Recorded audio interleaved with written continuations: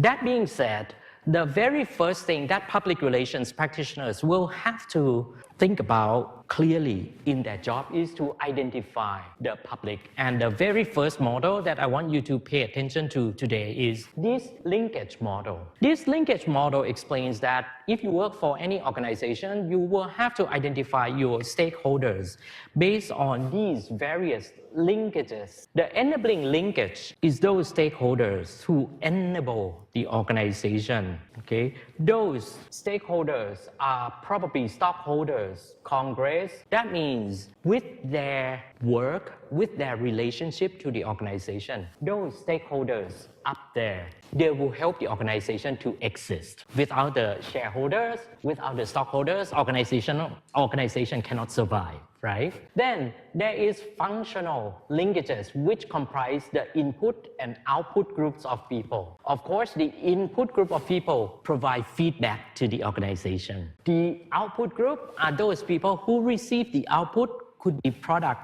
services from the organizations. I want to move on to this normative linkage first. Normative linkage are those stakeholders who share the same norm. That's why normative. Who share the same norm, the same values as the organizations. And that could be the competitors. Of course, competitors share the same norms, right? In some way, we have to provide the best product, even though we are competitors for the consumer, right? We have to categorize them based on that shared values. And finally, these are the diffused linkage, the stakeholder groups that are kind of like less directly related to the organization, but they kind of like exist in the society. Sometimes they emerge when the organization face any particular issue and they come out, perhaps support or go against the organization, such as NGO media. So when you work for any organization, the very first thing you have to do is